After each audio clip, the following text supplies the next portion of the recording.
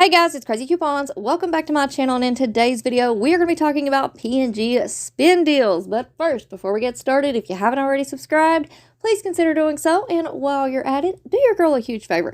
Hit that thumbs up button and leave me a smile down in the comment section below, because those are two quick, easy, and free ways that y'all can help support this channel. And then take a second to share the video. Alright, now jumping right in, I do want to go ahead and remind everybody that I have already uploaded a bunch of other Dollar General videos for you all this week. We've got a ton of new coupons, new glitches, a huge penny list, tons of visuals, plus I also uploaded a video yesterday going over some instant savings deals. So if you missed out on anything, make sure that you go and check them out. I'm going to have them linked for you in the pinned comment down below. Now let's go ahead and get into the P&G spend promotion going on at Dollar General right now. Now it's important to remember that this promotion will end this Saturday. So Saturday, July the 8th will be the last day that you guys can get in on these savings. So for this video, I wanted to just do a quick run through of what this P&G spend promotion is all about. I'm also going to show you guys some coupon matchups. Plus, I have two scenarios that y'all can do this Saturday. You can stack your 5 off 25 with this P&G spend promotion. So here's a few quick notes on the P&G spend promotion. This promotion is for when you spend $15 on P&G products, you're going to get a $5 coupon on the bottom of your receipt. In general, you must spend $15 out of pocket after coupons are applied. This promotion typically runs for 2 weeks at Dollar General, and the $5 coupon typically expires the Saturday after the promotion ends. So if you have those $5 coupons, check the expiration date, but they should not expire until next Saturday. Now, once you have your $5 coupon, you can spend that on any other P&G products. And yes, you can pick up multiple P&G products, and the full $5 will be applied.